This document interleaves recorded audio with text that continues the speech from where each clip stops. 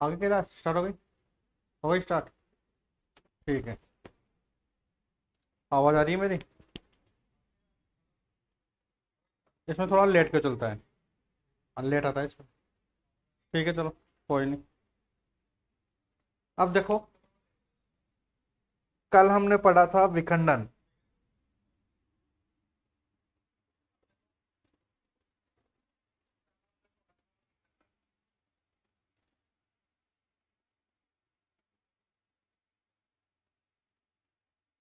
विखंडन दो प्रकार का बताया था, एक तो द्वि विखंडन और एक बहु विखंडन। ठीक है, द्विविखंडन का मतलब क्या था? द्विविखंडन का मतलब था कि जब कोई एक कोशिका में क्या हो, ये एक कोशिका दो भागों में बट जाए। ठीक है, तो इसे तो हमने क्या बोला था? द्विविखंडन कहा था। ठीक है, जैसे अमीबा में बताया था मैंने आप लोगों को, जब अमीबा में प्रतिकूल परिस्थितियां होती है तो ये एक कोशिका दो भागों में बढ़ जाती है, तो इसे बोलते हैं हम द्विविखंडन। ठीक है, बहुविखंडन में बताया था अमीबा के अंदर, जब अमीबा में प्रतिकूल परिस्थितियां हो, यहाँ तो अनुकूल परिस्थितियां होंगी तो द्विविखंडन की क्रिया, और प्रतिकूल परिस्थितियां होंगी तो बहुविखंडन की क्रिया पाई जाती है। तो इसमें क्या होगा? सबसे पहले जो ये इसका केंद्रक है, इस पहले तो सबसे पहले तो इसके चारों ओर एक कठोर आवरण बताया था मैंने। सबसे पहले इसके चारों एक कठोर आवरण बनता है, उसको क्या कहा था हमने? शिष्ट या पुटी कहा था। उसको हमने कहा था शिष्ट या पुटी कहा था। और फिर इस केंद्रक में बहुविभाजन की क्रिया होगी, और केंद्रक में बहुविभाजन की क्रिया से क्या होगा? लगभग 200 से 600 इसके अंदर केंद्रकों का निर्माण हो जाएगा। फिर जब 200 से 600 केंद्रक बनते हैं तो इसकी शिष्ट या पुटी पर दबाव लगता है, और ये सारे के सारे केंद्रक क्या होते हैं? बाहर आ जाते हैं, और ये सारे केंद्रक नए पुत्री अमीबा का निर्माण कर लेते हैं। तो जब एक जीव के द्वारा दो या दो से अधिक जीवों का निर्माण हो तो उसे हम क्या बोलते हैं? बहुविखंडन कहते हैं। द्विखंडन में कल मैंने आप लोगों को दो एग्जाम्पल और बताए थे। एक तो बताया था मैंने पैरामीशियम का। ठीक है, मतलब अभी जो क्लास लगी थी उस क्लास के बारे में बता रहा हूं मैं, उसमें थोड़ा सा आप लोग कंफ्यूज नहीं हो जाए। एक तो पैरामीशियम का बताया था कि पैरामीशियम में क्या होता है? पैरामीशियम में अनुप्रस्थ द्विविखंडन की क्रिया पाई जाती है, और जो युगलीना है उस युगलीना में अनुदैर्ध्य द्विविखंडन की क्रिया पाई जाती है। अब ये अनुप्रस्थ और अनुदैर्ध्य द्विविखंडन क्या होता है? इसका मतलब देखो, अनुप्रस्थ का मतलब तो होता है कि जब किसी भी अक्ष को उसके समानांतर काटा जाए। जैसे ये कोई अक्ष है, जैसे ये कोई अक्ष है, इस अक्ष को क्या करें हम? इस प्रकार से 90 डिग्री के कोण पर काटें। जैसे हमने इस प्रकार से अक्ष पकड़ा और ये अक्ष को हमने इस प्रकार से काटे, तो ये 90 डिग्री का कोण दिखाई दे रहा है आप लोगों को। तो जिस प्रकार जब हम क्या करें, किसी अक्ष को उसके 90 डिग्री के कोण पर काटते हैं इस प्रकार से, ठीक है, तो इसको तो बोलते हैं हम अनुप्रस्थ विभाजन। और अगला है इसमें अनुदैर्ध्य विभाजन, इस प्रकार से खड़ी काट काटनी है। ठीक है, तो अनुदैर्ध्य विभाजन क्या होता है? जब किसी भी अक्ष को, ये अक्ष है, जब किसी अक्ष को उसके समानांतर बिल्कुल ऐसे पैरेलल इसको काटा जाए। ठीक है, तो जब किसी भी अक्ष को उसके समानांतर काटते हैं तो उसे हम बोलते हैं अनुदैर्ध्य द्विविखंडन की क्रिया। आगे बात समझ में? तो ये मैंने पहले वाली क्लास में नहीं बताया था आप लोगों को, क्योंकि कई बच्चे बोलते हैं कि अनुप्रस्थ विभाजन, अब परीक्षा में उसको ऐसा तो लिखना नहीं कि ऐसे काटना है, और अनुदैर्ध्य को ऐसा नहीं लिखते भाई ऐसे काटना है। कुछ मतलब होता है अनुप्रस्थ और अनुदैर्ध्य का। अनुप्रस्थ का मतलब समझिए आप लोग, जब किसी भी अक्ष को क्या हो उसके 90 डिग्री के कोण पर काटते हैं तो उसे हम क्या बोलते हैं? अनुप्रस्थ विखंडन कहते हैं। और जब किसी भी अक्ष को उसके समानांतर काटते हैं तो उसके अनुदैर्ध्य विभाजन कहते हैं। तो ये तो विखंडन हो गया था। अब हम आगे का टॉपिक पढ़ेंगे इसमें।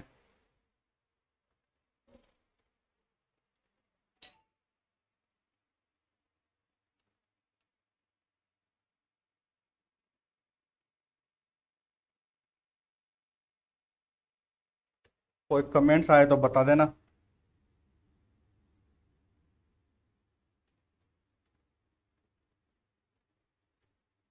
अगला अलैंगिक जनन का प्रकार है मुकुलन।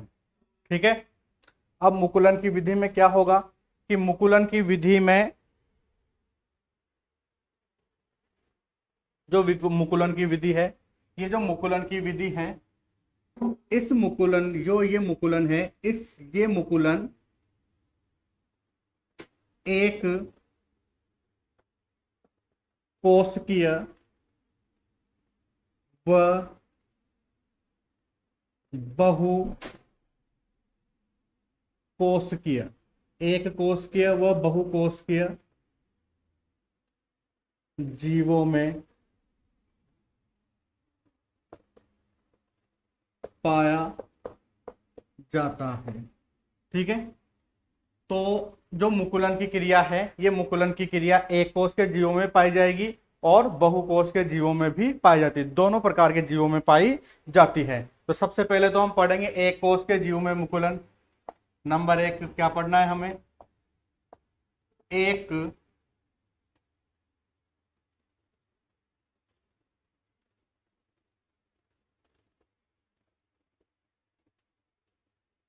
कोशिकीय जीव में मुकुलन। और एक कोष के जीव का उदाहरण यहां लेंगे हम यीस्ट। ठीक है, अब एक कोष के जीव में मुकुलन कैसे होता है इसके बारे में देखते हैं। देखो, जो ये यीस्ट है, ध्यान से देखना,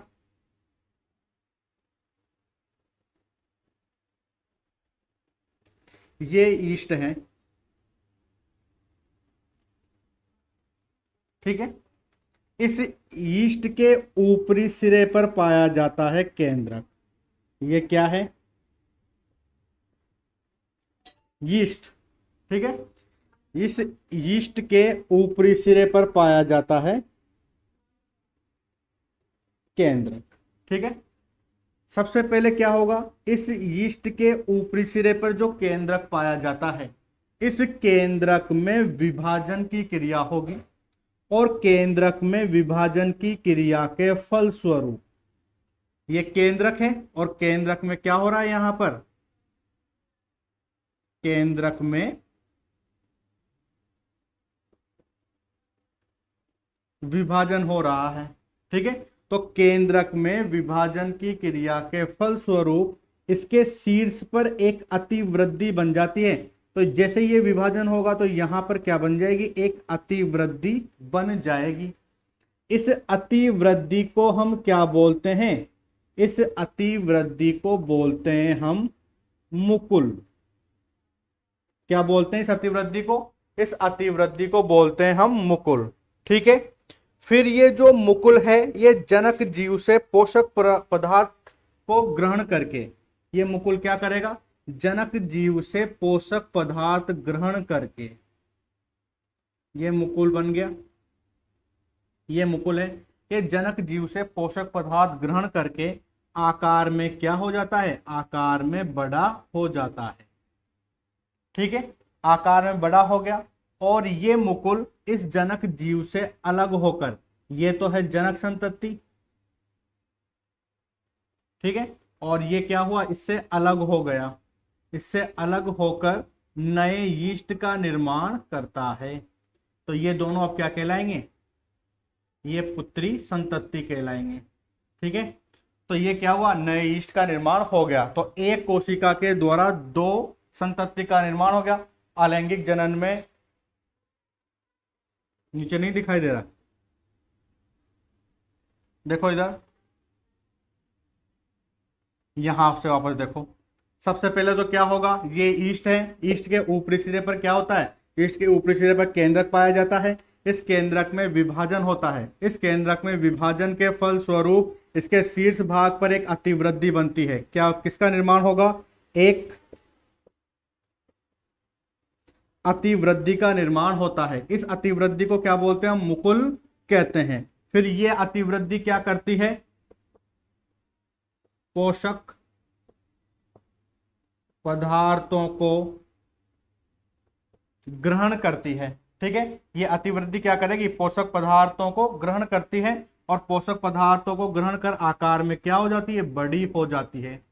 यहां थी वो अतिवृद्धि, ये पोषक पदार्थों को ग्रहण करती है और क्या होती है, आकार में बड़ी हो जाती है। उसके बाद ये जब इसका वेट अधिक हो जाता है, ठीक है, इसका भार जब अधिक हो जाता है, तो ये क्या होगी, इस जनक कोशिका से अलग होकर एक नई ईस्ट कोशिका का निर्माण कर देती है, एक नए ईस्ट का निर्माण कर देती है। ठीक है, तो ये क्या बोलते हैं, ये संतति, ये संतति ईस्ट है। तो ये नई कोशिका का निर्माण हो जाता है। आगे आप लोगों को बात समझ में, अलैंगिक जनन की परिभाषा ध्यान है, जब एक जीव के द्वारा दो या फिर दो से अधिक, तो यहां पर भी क्या हो रहा है, एक कोशिका थी, इस एक कोशिका के द्वारा दो या दो से अधिक जीवों का निर्माण होता है। दो ही जीवों का निर्माण होगा, अधिक का नहीं होगा, क्योंकि यहां पर तो इस केंद्रक में क्या हो रहा है, इस केंद्रक में तो केवल एक विभाजन हो रहा है। ठीक है, लेकिन कभी कभार क्या होता है, इस केंद्रक में, ये वाला जो केंद्रक है, इस केंद्रक में दो विभाजन हो जाए, ये केंद्रक है, इस केंद्रक में क्या होता है, एक विभाजन के फलस्वरूप तो ये अतिवृद्धि बनी। ठीक है, और एक और विभाजन हो जाए तो ये दूसरी अतिवृद्धि बन गई। तो जब एक केंद्रक में दो विभाजन के फलस्वरूप दो अतिवृद्धियों का निर्माण होता है, तो इस अवस्था को बोलते हैं हम टोरूला अवस्था कहते हैं। और ये भी किसी ना एक, शायद नीट के एग्जाम में या किसी एग्जाम में था कि टोरूला अवस्था किस में पाई जाती है, तो टोरूला अवस्था पाई जाती है ईस्ट के अंदर पाई जाती है। आगे बात समझ में, तो एक कोश के जीव में मुकुलन की क्रिया, तो एक कोश के जीव कौन सा है, ईस्ट है, ईस्ट में मुकुलन की क्रिया। आगे समझ में, मैं दोबारा बोल रहा हूं, ध्यान से सुन लेना, 1 मिनट में कंप्लीट हो जाएगा। एक कोश के जीव कौन सा है, ईस्ट है। ठीक है, इस ईस्ट के शीर्ष पर उपस्थित होता है केंद्रक। इस केंद्रक में क्या होगा, विभाजन होगा, और विभाजन की क्रिया के फलस्वरूप इसके शीर्ष पर एक अतिवृद्धि बन जाती है। इस अतिवृद्धि को क्या बोलते हैं, हम मुकुल कहते हैं। इस मुकुल, ये जो मुकुल है, ये मुकुल क्या करेगा, जनक कोशिका से पोषक पदार्थों को ग्रहण करेगा और आकार में बड़ा हो जाता है, और जब इसका भार अधिक हो जाता है तो ये टूटकर इससे अलग हो जाता है। इस प्रकार एक इष्ट कोशिका से एक नई इष्ट कोशिका का निर्माण हो जाता है। तो यहाँ पर क्या हुआ, एक जीव के द्वारा दो जीवों का निर्माण हो गया। तो ये भी क्या है, अलैंगिक जनन है, लेकिन कौन सी विधि के द्वारा, मुकुलन विधि के द्वारा अलैंगिक जनन होता है। ठीक है, लेकिन कभी कभार क्या हो जाता है, इसका ये जो केंद्रक है, इस केंद्रक में दो विभाजन हो जाते हैं, और दो विभाजन होने के कारण इसमें दो अतिवृद्धियां बनती है, और जब इसके शीर्ष पर दो अतिवृद्धियां बनती है तो इस अवस्था को कौन सी अवस्था बोलते हैं, टोरूला अवस्था कहते हैं। ठीक है, किसी को कोई दिक्कत है बताओ।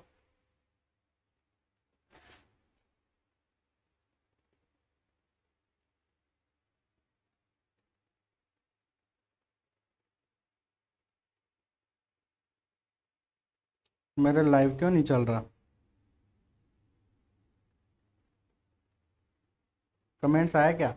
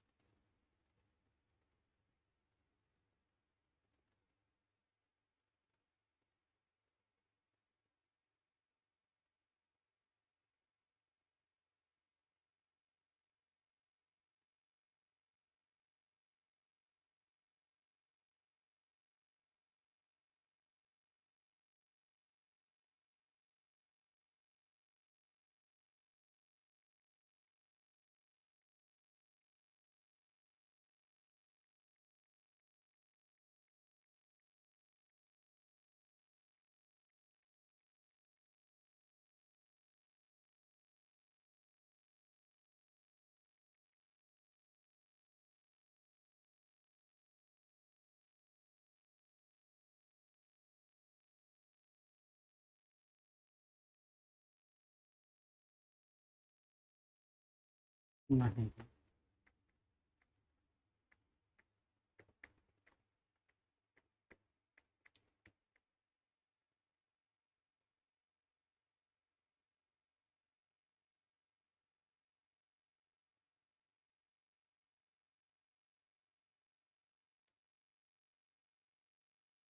ठीक है, कोई प्रॉब्लम नहीं है, तो अगला वाला टॉपिक पढ़ते हैं। स्टार्ट करो इसको। स्टार्ट है, मतलब दिखाई नहीं दे रहा।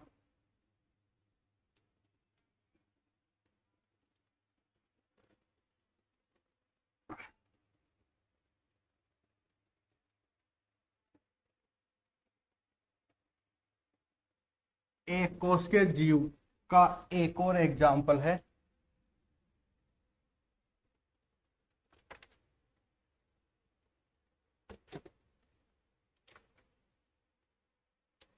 अभी पढ़ा था हमने एक कोष के जीव, उसका एक और एग्जाम्पल याद कर लेना।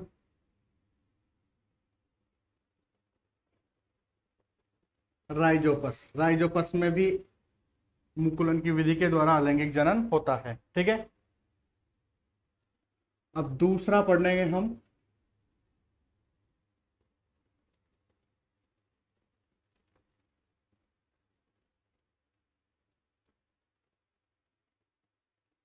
बहुकोशिकीय जीव में मुकुलन विधि द्वारा अलैंगिक जनन। अब बहुकोश के जीव कौन सा है? बहुकोश के जीव का एग्जाम्पल है हाइड्रा में अलैंगिक जनन। अब देखो, डायरेक्ट भी क्वेश्चन पूछा जा सकता है, हाइड्रा में मुकुलन विधि द्वारा अलैंगिक जनन की क्रिया को समझाइए। या तो ऐसे पूछ ले, या फिर हाइड्रा नहीं दे तो वो आप लोगों को ये वर्ड देगा, बहुकोश के जीव में मुकुलन की विधि को समझाइए। अब बहुकोश के जीव में पढ़ेंगे। अब आप लोगों ने अभी एक कोश के जीव में मुकुलन की क्रिया देखी थी, तो एक कोश के जीव में तो क्या था कि उसके शीर्ष भाग पर क्या था, केंद्रक उपस्थित था, तो शीर्ष भाग पर अतिवृद्धि बनी। लेकिन हाइड्रा में क्या होता है, ध्यान से देखते हैं हम। ये हाइड्रा है,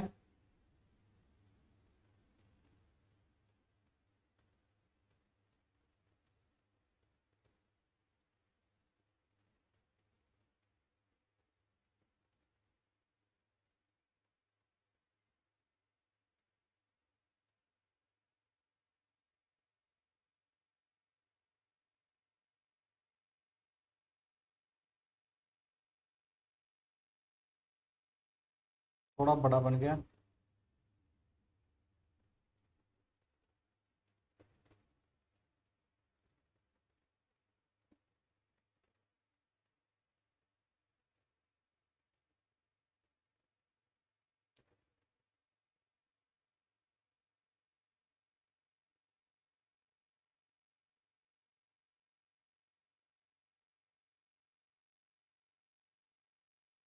ये केंद्रक नहीं है, ये तो इसका गुहा है। ठीक है, अब देखो, ये सब तो क्या है, स्पर्शक। ठीक है, और ये क्या है, इसकी मुख गुहा। ये मुख गुहा या डायरेक्ट गुहा बोलते हैं हम इसको।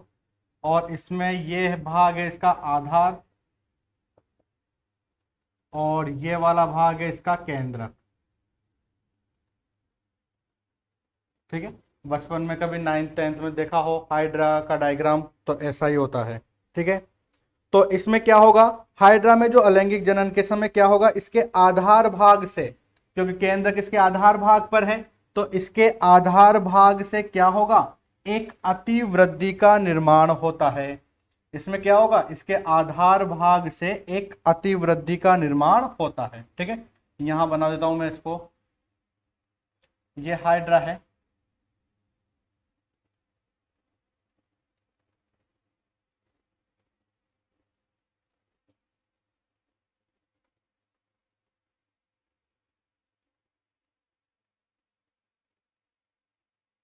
इस हाइड्रा में क्या होगा, इस जो केंद्रक आधार भाग में ही, इस आधार भाग में उपस्थित केंद्रक में क्या होगा, विभाजन होगा। केंद्रक में विभाजन की क्रिया होती है, ठीक है ना। जैसी लैंग्वेज उसकी है एक कोष के जीव वाले की, वैसी ही लैंग्वेज इसकी है, लेकिन इसमें क्या होगा कि आधार भाग में केंद्रक पाया जाता है, तो आधार भाग में जो उपस्थित केंद्रक है उस केंद्रक में विभाजन की क्रिया होती है, और इस केंद्रक में क्या हुआ, विभाजन हुआ। विभाजन के फलस्वरूप क्या होगा, इसके आधार में एक अतिवृद्धि बनती है, ये इसके आधार में एक अतिवृद्धि बन गई, ठीक है। इस अतिवृद्धि को हम क्या बोलेंगे, इस अतिवृद्धि को हम बोलते हैं मुकुल। क्या बोलते हैं इस अतिवृद्धि को हम, इस अतिवृद्धि को बोलते हैं हम मुकुल। फिर यह अतिवृद्धि क्या करती है, जनक जीव से पोषक पदार्थ ग्रहण करके, ये अतिवृद्धि है, ये अतिवृद्धि क्या करेगी, जनक जीव से पोषक पदार्थों को ग्रहण करके आकार में क्या हो जाती है, ये आकार में बड़ी हो जाती है, ये हो गई आकार में बड़ी। ये जनक जीव से पोषक पदार्थ ग्रहण करके आकार में क्या हो जाती है, बड़ी हो जाती है, ठीक है। फिर ये जब इसका वेट अधिक होगा तो ये भी क्या होगी, ये इससे टूटकर अलग हो जाती है, और ये एक हाइड्रा के द्वारा दो पुत्री हाइड्रा का निर्माण हो जाता है। बहुत ही सिंपल है।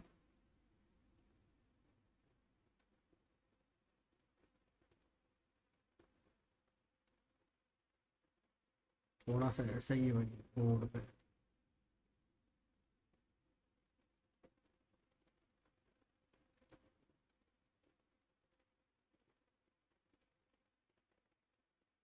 ठीक है, ये है पुत्री हाइड्रा,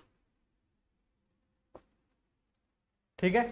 अब वापस देखते हैं बहुकोष के जीव में मुकुलन की विधि द्वारा अलैंगिक जनन। तो बहुकोष के जीव कौन सा है, हाइड्रा। तो हमें क्या पढ़ना है, हाइड्रा में अलैंगिक जनन की क्रिया पढ़नी है। तो जो हाइड्रा होता है, इस हाइड्रा के आधारीय भाग में पाया जाता है केंद्रक, और इस केंद्रक में विभाजन की क्रिया के फलस्वरूप इसके आधार भाग पर एक अतिवृद्धि का निर्माण होता है। इस अतिवृद्धि को हम क्या बोलते हैं, इस अतिवृद्धि को बोलते हैं हम मुकुल। और इस मुकुल, ये मुकुल क्या करेगा, जनक जीव से पोषक पदार्थ करके क्या करता है, आकार में क्या हो जाता है, बड़ा हो जाता है। और जब ये आकार में बड़ा होगा तो इसका वेट अधिक हो जाएगा और ये इससे अलग हो जाएगा। तो इस प्रकार क्या होगा, एक मुकुलन सॉरी एक हाइड्रा के द्वारा दो पुत्री हाइड्रा का निर्माण हो जाता है, या एक कोशिका से दो कोशिका का निर्माण हो जाता है। तो ये क्या हो गया, बहुकोष के जीवों में मुकुलन की विधि के द्वारा अलैंगिक जनन हो गया, हाइड्रा की विधि के द्वारा। इसमें किसी को कोई प्रॉब्लम हो तो बोलो।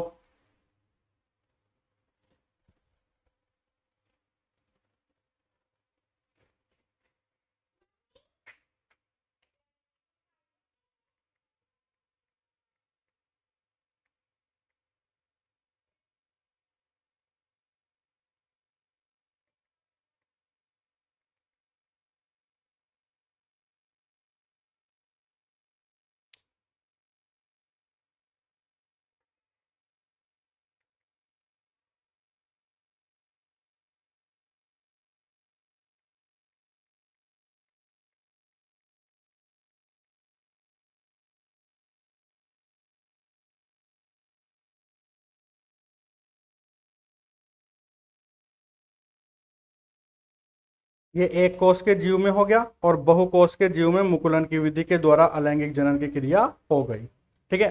अब छोटी छोटी विधियां हैं, उस विधि के द्वारा देखते हैं। हाँ, मिटा देता हूं मैं इसको, किसी को कोई दिक्कत हो तो मुझे वापस कमेंट्स कर देना, मैं बाद में देखता हूँ, एक टॉपिक पढ़ाने के बाद में देखता हूँ सारे कमेंट्स, ठीक है। फिर भी किसी को कोई दिक्कत आ रही हो तो बता दो, वैसे कोई दिक्कत आएगी नहीं, डायग्राम वाले टॉपिक हैं, तो डायग्राम वाले टॉपिक में तो किसी को कोई दिक्कत आते नहीं है।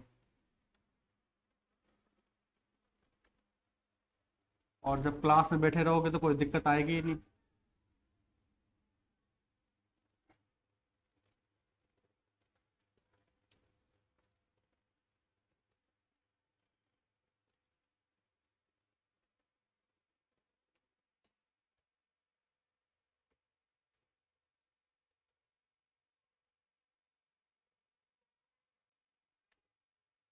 अगला टॉपिक है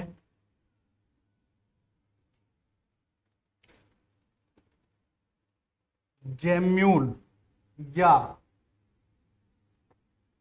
स्पंज या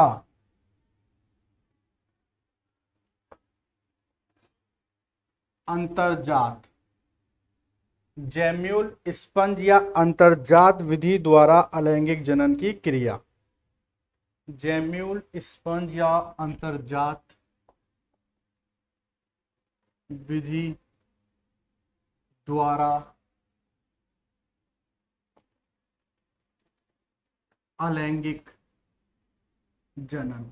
ठीक है, अब अलैंगिक जनन कौन सी विधि के द्वारा? जेम्यूल के द्वारा। जेम्यूल के द्वारा अलैंगिक जनन की क्रिया देखनी है हमें। ठीक है, अब देखो जो जेम्यूल विधि द्वारा जो अलैंगिक जनन की क्रिया होती है वो पोरीफेरा संघ के प्राणियों में होती है। ठीक है,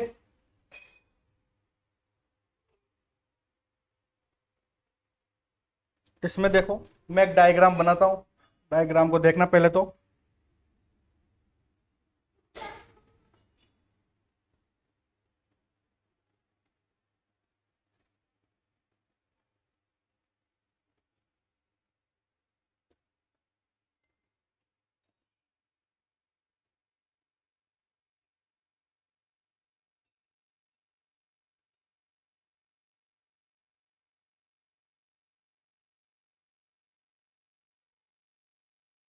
आपको तो अच्छे से गोल बनाना है, मैं वापस अच्छे से गोल बना देता हूँ इसको।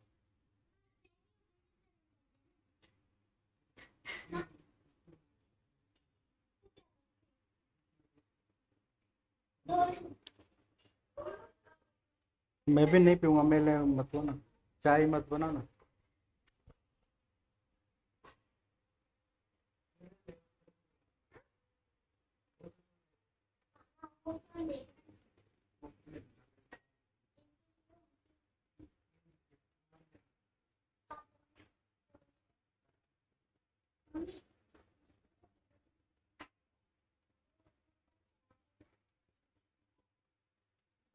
ये तो है जेम्यूल पर पाए जाने वाले छिद्र, और ये बड़ा छिद्र इसकी मुख गुहा, और इस मुख गुहा को बोलते हैं हम ओस्कुलम।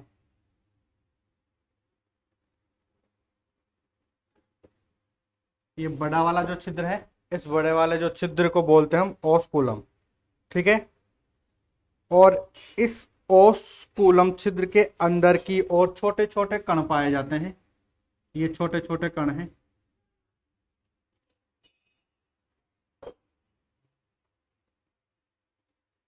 इन छोटे छोटे कणों को ही हम बोलते हैं जेम्यूल।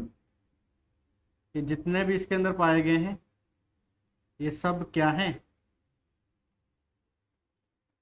ये है जेम्यूल। ठीक है, और इसके चारों ओर पाई जाती है कंटिकाएं।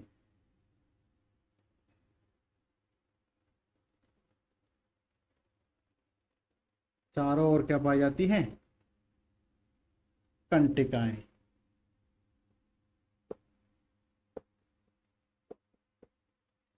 ये कंटिकाएं किसकी बनी होती है? कैल्शियम कार्बोनेट की बनी हुई होती है। ठीक है, CaCO3 कैल्शियम कार्बोनेट की बनी होती है।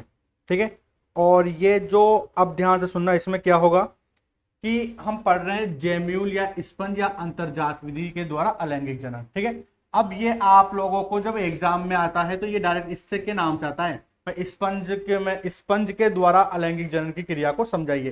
तो हम स्पंज के द्वारा जो अलैंगिक जनन की क्रिया होती है वो कौन से जीव के द्वारा समझाते हैं? जेम्यूल के द्वारा समझाते हैं। ठीक है, अब पहले तो ये देखो स्पंज क्या होता है। ये स्पंज होता है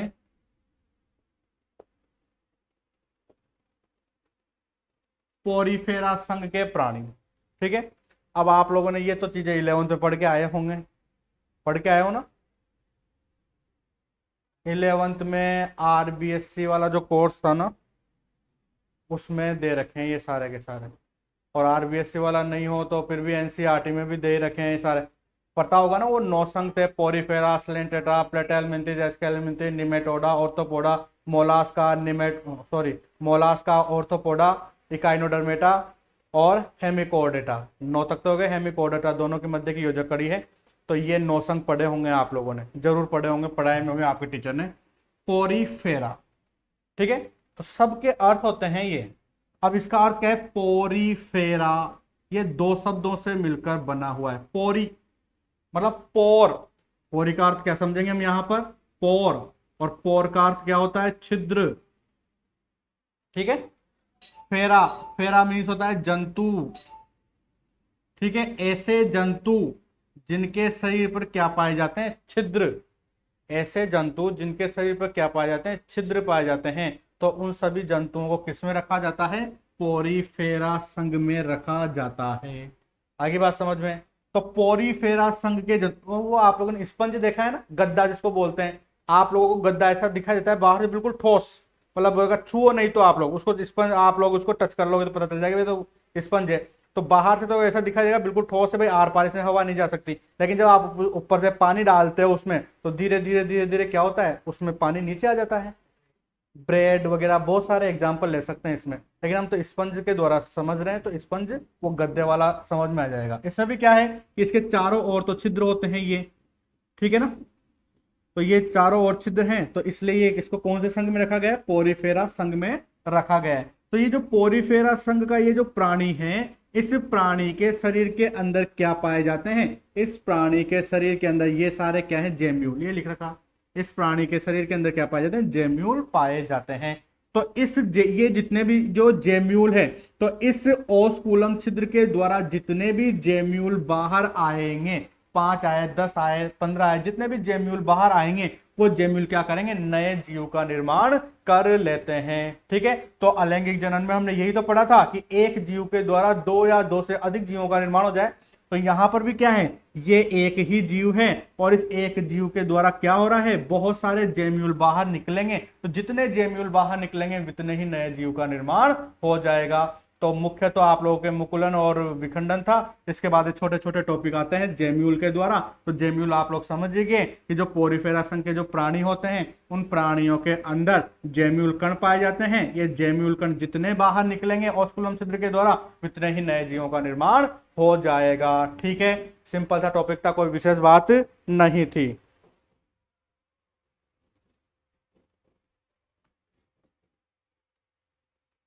आप लोगों ने इसके 1-2 उदाहरण और देखे होंगे।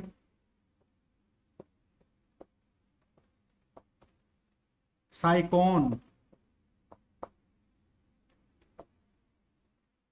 स्पॉन्जिला, ये सब आप लोगों ने 11th में पढ़ के आए हो आप लोग, ठीक है ना। ये पोरीफेरा संघ के प्राणी साइकोन, स्पॉन्जिला, ठीक है। तो उनमें किसके द्वारा? जेम्यूल के द्वारा अलैंगिक जनन की विधि, जेम्यूल द्वारा अलैंगिक जनन पाया जाता है, ठीक है। इसमें भी किसी को कोई दिक्कत नहीं होगी।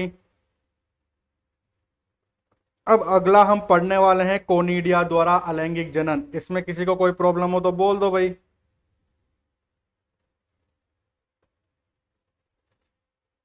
नहीं है, ठीक है, चलो हो तो बता देना मुझे।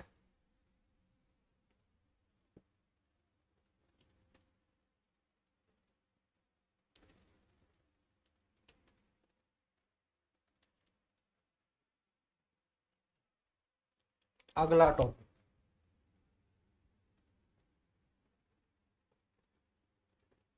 कोनिडिया द्वारा अलैंगिक जनन, ठीक है। पहले तो डायग्राम बनाना पड़ेगा कोनिडिया का। डायग्राम में टाइम लगता है, ध्यान से देखे जाओ आप लोग।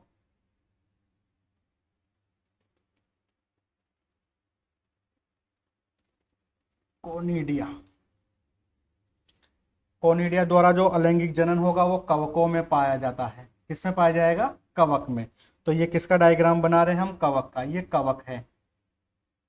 कवक तो आप लोगों ने देखे होंगे, रेशे समान संरचना होती है, 11th में पढ़ा होगा सारा सारा टॉपिक कवक का। ये इसका आधार है, ये कवक है, ठीक है। और जब बहुत सारे कवक एक साथ जुड़े हुए होते हैं, तो बहुत सारे कवक एक साथ जुड़े हुए होंगे, तो उसको हम क्या बोलेंगे? कवक जाल बोलते हैं। ये बहुत सारे कवक एक साथ जुड़े हुए हैं, तो इसको हम क्या बोलेंगे? कवक जाल कहेंगे, ठीक है।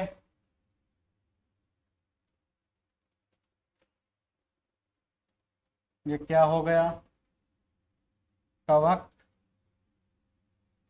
जाल हो गया। ठीक है, बहुत सारे कवक एक साथ जुड़े हुए हैं तो उनको हम क्या बोलेंगे, कवक जाल कहते हैं।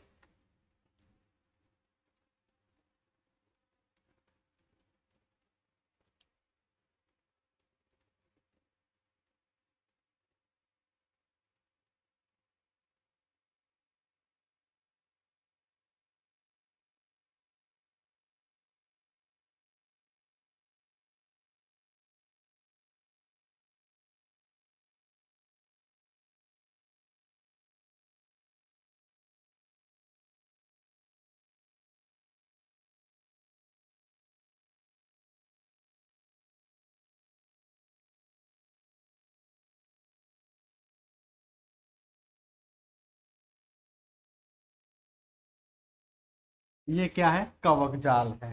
ठीक है, इस कवक जाल के शीर्ष भाग पर पाए जाते हैं कोनिडिया। क्या पाए जाते हैं, कोनिडिया। ये बना दिए हमने कोनिडिया। कवक जाल के शीर्ष भाग पर पाए जाते हैं कोनिडिया। ये कोनिडिया बना दिए साहब।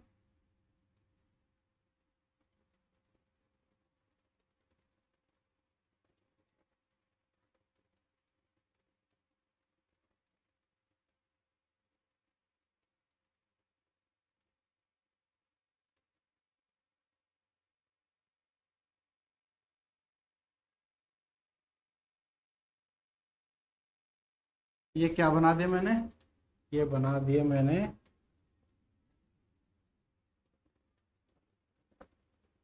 कोनिडिया बना दिए। ठीक है, ये सब क्या बना दिया हमने, कोनिडिया बना दिए। ठीक है, और ये जितने भी कोनिडिया हैं, ये सब कोनिडिया कौन से क्रम में लगे होते हैं, तलाभिसारी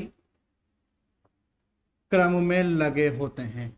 ठीक है, तलाभिसारी क्रम का मतलब क्या होता है कि छोटे कोनिडिया तो आधार की ओर और बड़े कोनिडिया शीर्ष की ओर पाए जाएं, तो इस क्रम को हम क्या बोलते हैं, तलाभिसारी क्रम कहते हैं। एक एक वर्ड बताया जा रहा हूं मैं आप लोगों को। ठीक है, ध्यान से देखे जाना।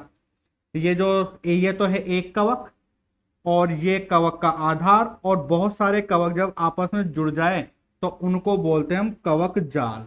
ठीक है, या आप लोगों ने एक वर्ड सुना हो माइसीलियम, माइसीलियम। ठीक है, या एक वर्ड और सुना हो हाइफा। कवक के जाल को हाइफा कहते हैं, या कवक के जाल को माइसीलियम कहते हैं। सुना है, 11th में पढ़ा था।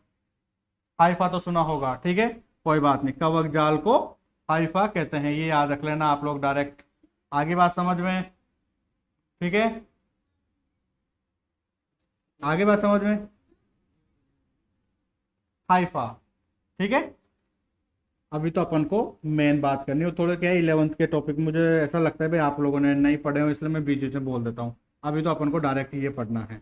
ये कवक है, ये कवक का आधार है, और बहुत सारे कवक आपस में जुड़े हुए हों तो उसे हम क्या बोलते हैं, कवक जाल कहते हैं। और ये सारा का सारा कवक जाल, कवक जाल के शीर्ष पर क्या पाए जाते हैं, कोनिडिया पाए जाते हैं। और ये कोनिडिया कौन से क्रम में लगे हुए होते हैं, तलाभिसारी क्रम में लगे हुए होते हैं। तलाभिसारी क्रम का क्या मतलब होता है, छोटे कोनिडिया आधार की ओर और बड़े कोनिडिया शीर्ष की ओर पाए जाते हैं। जितने भी कोनिडिया होते हैं उन कोनिडिया में 6 से 7 टिपकियां जो लगा रहा हूं मैं, 6 से 7 टिपकियां हैं। आप लोग भी जब बनाओ तो ज्यादा मत भर देना, इसको डिजाइन मत बना देना ज्यादा भर भर के। ठीक है, तो ये इसमें किसी में 2-3 बना देना, 4-5 बना देना। ठीक है, लेकिन 10-15 मत बनाना, अच्छा नहीं लगता। फिर जब मेरा देखता है तो लगता है भाई डिजाइने बना रखी है।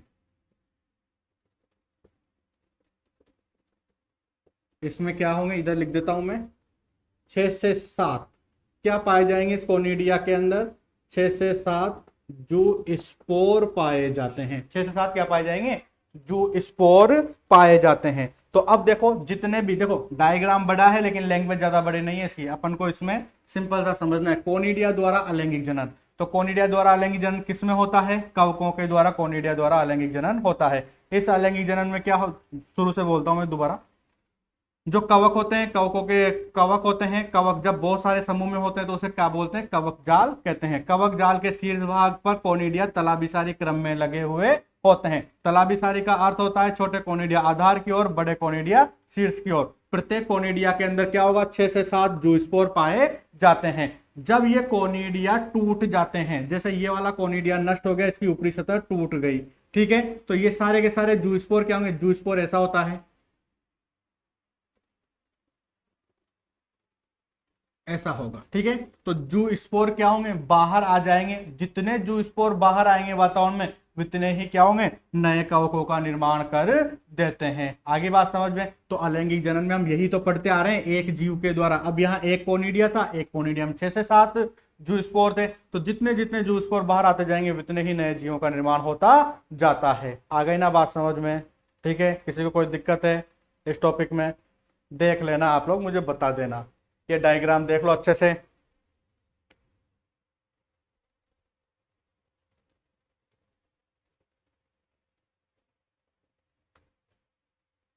और ये कौन सा है?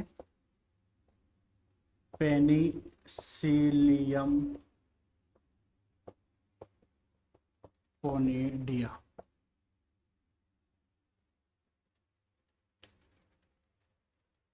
पेनिसिलियम से कुछ याद आ रहा है क्या अंकित? कुछ याद आ रहा है पेनिसिलियम से? पेनिसिलियम से कुछ याद आ रहा हो? प्रथम प्रतिजैविक 11th में पढ़ा था ना? 11th में था प्रथम प्रतिजैविक पेनिसिलिन। प्रथम प्रतिजैविक पेनिसिलिन नहीं याद आ रहा? कोई बात नहीं, नहीं याद आ रहा तो मैं थोड़ा थोड़ा बताता हूँ। पेनिसिलिन कौन से कवक से बनी थी? पेनिसिलियम, ये रहा पेनिसिलियम। और कौन सी? ये तो आगे वाली जो जाति, पीछे वाला वंश, पेनिसिलियम नोटेटम। याद आ रहा हो? केमिस्ट्री में था क्या? हाँ, वो लास्ट वाला लेसन। चलो कोई नहीं। तो ये प्रथम प्रतिजैविक का नाम क्या है? पेनिसिलिन। और पेनिसिलिन कौन से कवक से बनी थी? पेनिसिलिन, पेनिसिलियम नोटेटम नामक कवक से बनी थी, ठीक है।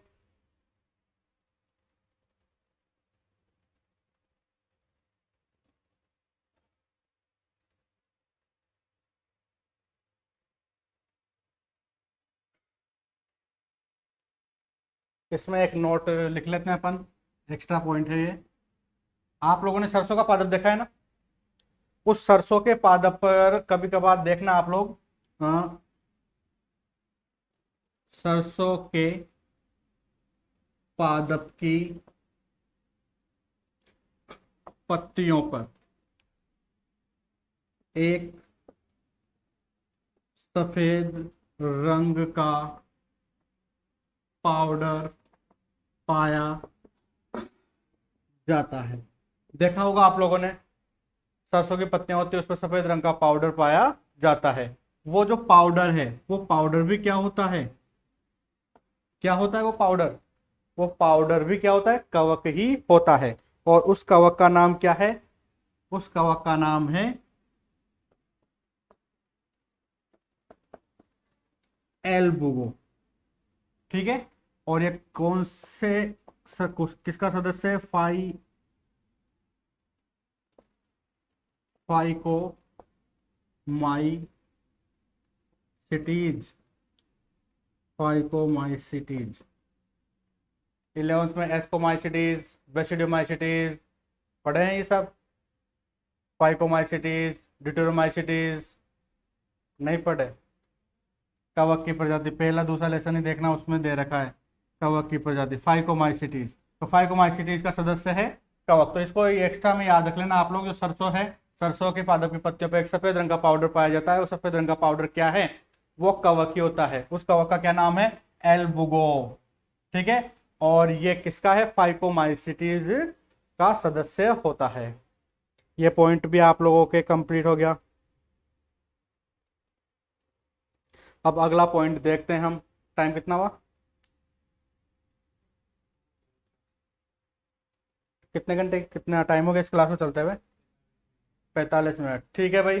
आज के लिए इतना ही। आप लोगों के लिए मैंने पीडीएफ भेजी थी, जो पहले वाले जितने भी पढ़ाए है ना, उसकी पीडीएफ आप लोगों के पास आ गई होगी। ठीक है, जैसे मैंने पढ़ाया है बिल्कुल वैसा का वैसा ही डिट्टो पीडीएफ के रूप में पहले नोट्स बने हुए थे, तो उन नोट्स के माध्यम से आपको पीडीएफ दे दी। और मैंने हर लेसन के क्या है 100 क्वेश्चन लगभग हर लेसन के बना रखे हैं। ठीक है, वो भी मैं आप लोगों को आज भेज देता, लेकिन कुछ टेक्निकल प्रॉब्लम आ गई। जो हमने पीडीएफ उसमें एक्सेल में बनाए थे वो सारे, वो एक्सेल में कंप्यूटर से इसमें कन्वर्ट नहीं हो पा रहे, तो आप लोगों के पास आए नहीं। जैसे सीट, जिसको हम अपनी यहाँ बूंदी की भाषा में जिसको हम बोलते हैं सीट देना, भाई हमें फर्स्ट लेसन की सीट दी, सेकंड लेसन की सीट दी, तो वो जो सीटें हैं वो सीटें अपने पास अवेलेबल है, पूरे 16 लेसन की है। तो पहले लेसन की सीट तो मैं आप लोगों को ये पीडीएफ के रूप में दूंगा, और फिर जैसे अपना ये ऑफलाइन आप स्टार्ट हो जाता है तो आप लोगों को जैसे बुकलेट मिलती है वो बुकलेटें आप लोगों को दे दी जाएगी। क्योंकि ये पीडीएफ के रूप में नहीं दे सकता मैं ज़्यादा, क्योंकि ये एक तरीके से क्या है कि मेरी खुद की मेहनत है, नोट्स मैंने बनाए हैं और सारे क्वेश्चन बनाए हैं, उन क्वेश्चनों के नीचे उनके आंसर लिखे हुए हैं। तो हो सकता है कि जैसा मेरा मानना है कि आप लोग स्टूडेंट तो हो ही सही, आप अपने दोस्तों को दे दो, कर दो, ये तो ये क्या है कि बुक बन जाती है इस चीज़ की, तो वो मैं नहीं चाहता कि सबके पास जाए। तो कुछ क्योंकि टाइप करा के करे खुद मेहनत तो वो अलग बात होती है। अब जैसे मैं आप लोगों को जेरोक्स करा के या सीट के रूप में दूंगा तो बच्चा केवल उसको पढ़ेगा, उसको अपने कंप्यूटर में अपलोड नहीं कर सकता। ठीक है ना, तो इसलिए पहले लेसन की तो मैं आप लोगों को दे दूंगा ऐसे ही, और जो दूसरा तीसरा चौथा जितने भी सारे लेसन है उनकी वो सीटें मिलेगी आप लोगों को डायरेक्ट। उसमें क्या है क्वेश्चन और आंसर, जितने भी क्वेश्चन इस लेसन में बनते हैं लगभग 100, मतलब फर्स्ट लेसन है उसमें 100 क्वेश्चन बन रहे हैं, तो 100 के 100 क्वेश्चन आप लोगों के पास अवेलेबल हो जाएंगे। उससे बाहर कोई क्वेश्चन बनेगा ही नहीं। जब इतने सारे क्वेश्चन बना दिए तो उससे ज़्यादा बाहर क्या बनेगा। फिर भी अपनी किस्मत खराब है तो बना दे एग्जामिनर, उसमें तो कोई विशेष बात है नहीं। लेकिन फिर भी मैंने कोशिश की है कि भाई जितने भी क्वेश्चन बनते हो लेसन में वो सब छोटा बिल्कुल सिंपल से सिंपल, कोई टिपिकल उसकी लैंग्वेज, कोई टिपिकल बन रही तो टिपिकल लैंग्वेज में बना रखें। तो सारे क्वेश्चन आप लोगों को या तो आज या कल मैं फर्स्ट लेसन की जो सीट डाल ही दूंगा, और फिर जो भी है उसको मैं आप लोगों को धीरे धीरे मिलते रहेगी। ठीक है, बाय बाय।